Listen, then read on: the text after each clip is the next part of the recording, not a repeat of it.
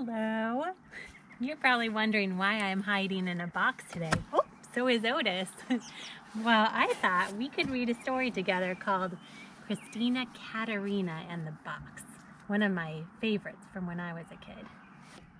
Christina Katerina and the Box by Patricia Lee Gouch, illustrated by Doris Byrne.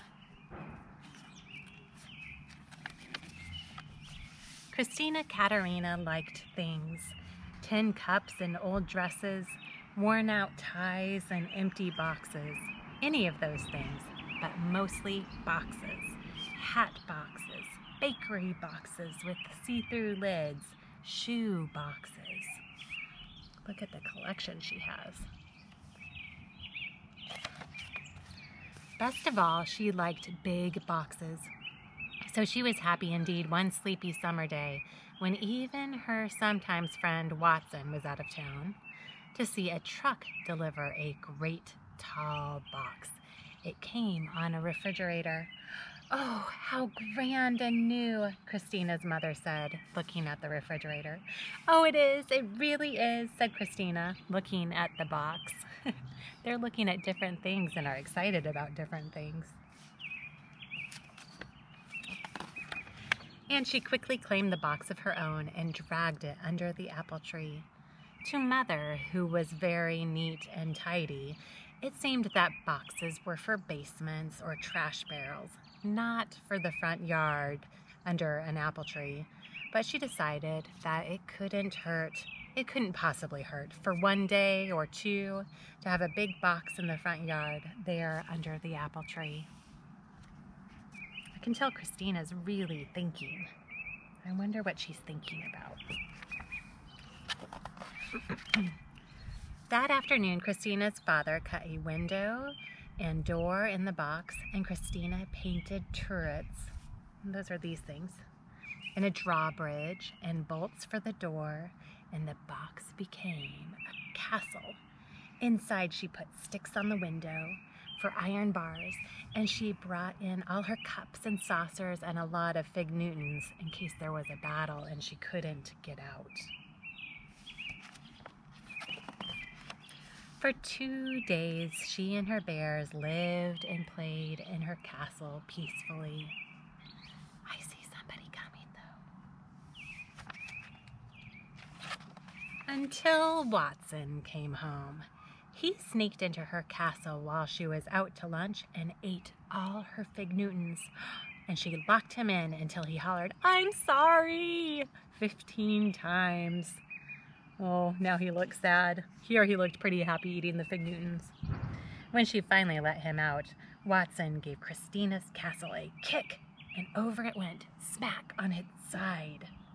Ooh, he was really mad, but I wonder how Christina feels now that he knocked over her castle. Mother came out and saw the fallen box. "Oh, I see that's the end of the castle, Christina," she said with a smile, and she started to haul it away. "But that's no castle," said Christina, hauling it back again. "That's my clubhouse." And it was for 3 long days, right there under the apple tree. Christina changed the window into a door and the door into a window. She put in 2 benches for members and a chair for the president, and she painted "Keep Out," "Members Only," and "Danger to Enemies" on the outside.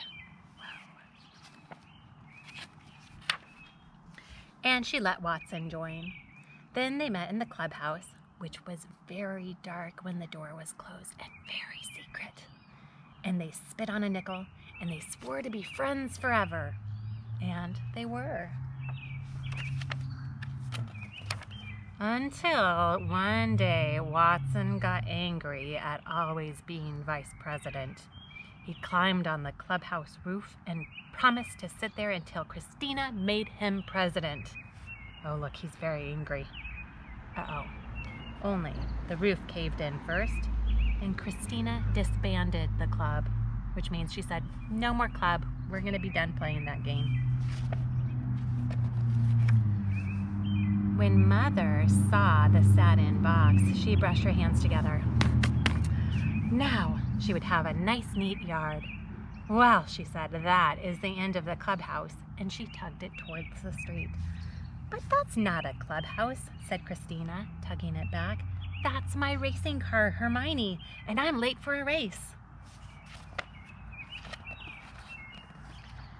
Before speeding off, Christina put the top on the bottom, turned the window into a cockpit, and on the sides painted 2 magnificent curling silver horns, which she blasted at Watson every time she rounded the apple tree. Honk, honk.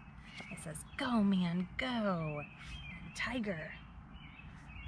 She's number 13, and look, she even has a flashlight for lights. For 2 days, she raced around the yard and won every time. Until Watson said he'd take a look at the motor. That didn't sound quite right. When he cut off the nose to get at the motor, the car collapsed. Ay, ay, ay. Christina's mother was relieved. Well, that is the end of the racing car, she said, and she pulled the cardboard towards the trash barrel.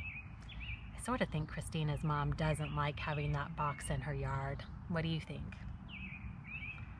But that's no racing car, said Christina, pulling it back again. That's the floor of my summer mansion, and I'm going to have a ball, a dance. And she did, right there under the apple tree. She padded the box out flat, and she drew furniture on each flap. A stove and refrigerator for the kitchen, a bed for the bedroom, and a grand piano and a violin for the living room, so there'd be music for the ball. Wow, she's thinking of everything. Then she and her bears and Watson dressed up in gowns and high heels, and they invited kings and queens and some presidents and 1 vice president to come. And everybody came, and they danced and danced until their feet hurt and they had to take off their shoes. Even without shoes, Christina had a wonderful time. Wow, they look so fancy, and look at their faces. They do look like they're having fun.